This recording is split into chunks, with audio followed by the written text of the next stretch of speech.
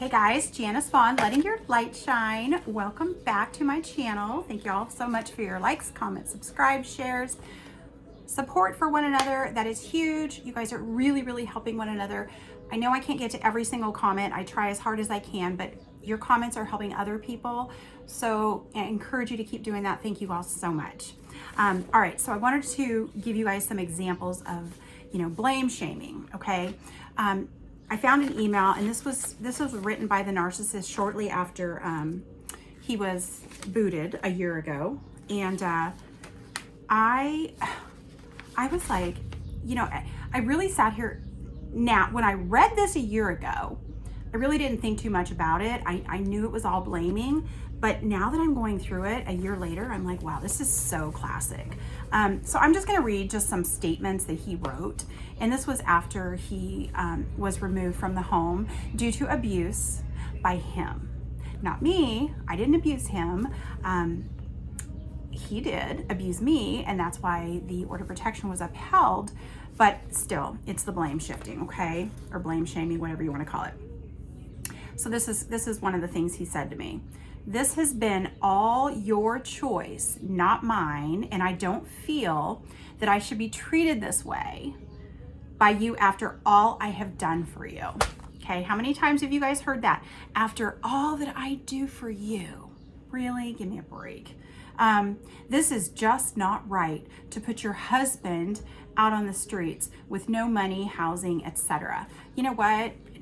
Get a job, dude. You wouldn't have this problem. You had plenty of money on credit cards. We've already discussed that.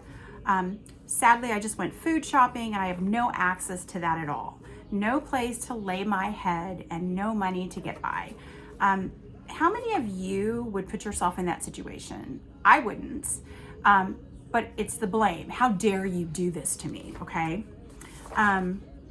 Everything prior to yesterday, the day that he was served, everything prior to yesterday was the same.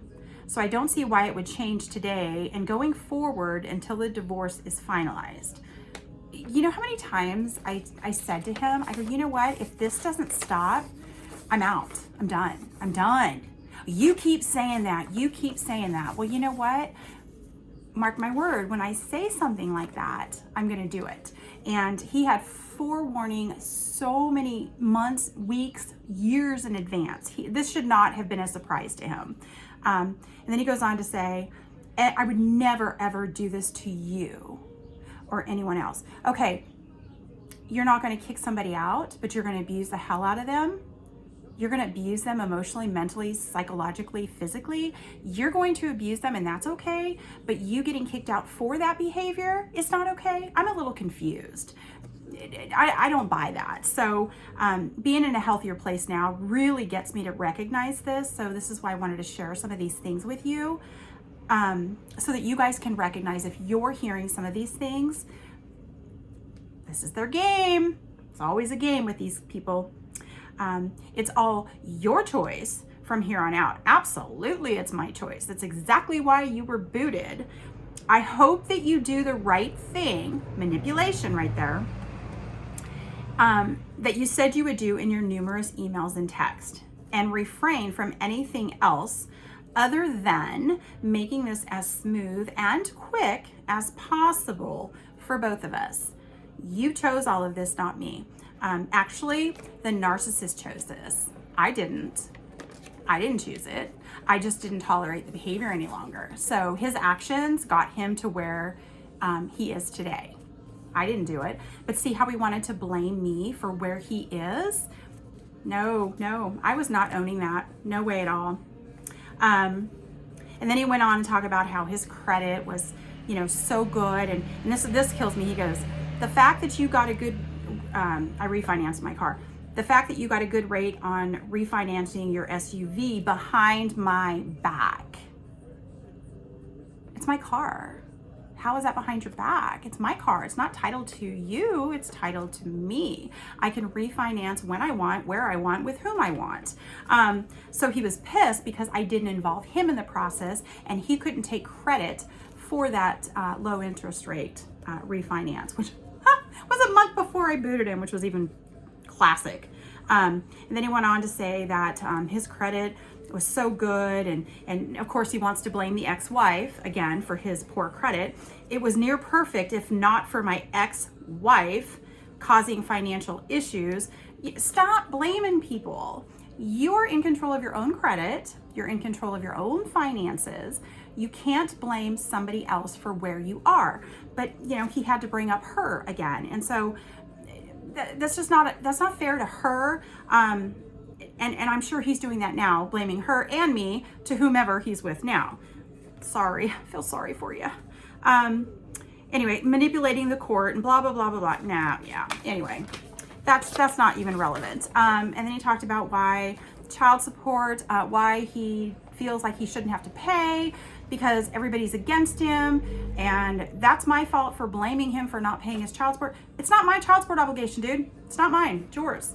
And then he goes on, please let me know when you will send some money on my Venmo debit card so I can actually survive until I can figure this whole thing out, which as of this moment, still not sure why I'm having to. You got served with an order of protection due to your ongoing abuse that got worse over the time and never got better. Still not sure why. See, that is the narcissist not owning up to anything yet again. It's the blame. Let's blame everybody else for where I am in life. And let's, you know, it's your fault I have no job. It's your fault I have no money. It's your fault I can't pay my bills. Stop. That's crazy. So there's some more. And he goes, we are still married until the judge signs our consent decree or we go to trial. That will be your choice. I had a consent decree ready to sign the day I filed for divorce. This man took it to trial. Remember I told you guys that story? He had to go to trial. There was nothing to go to trial for. There was nothing. No children, no community property, no community debt. Nothing was commingled, absolutely at all. There was no reason to go to trial. So he's telling me to be reasonable, yet he's the one that took it to trial.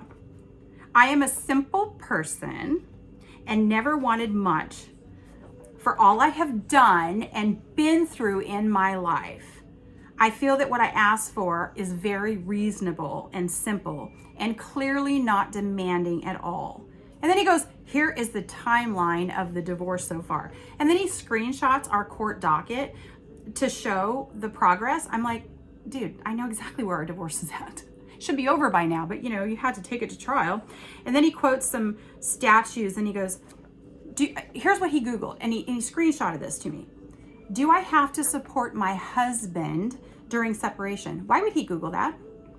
If you're in the, and of course, if you're in the process of filing for divorce, you may be entitled to spousal support if you meet the criteria, okay? The statutory requirements are much different than what you believe, which is why he got nothing.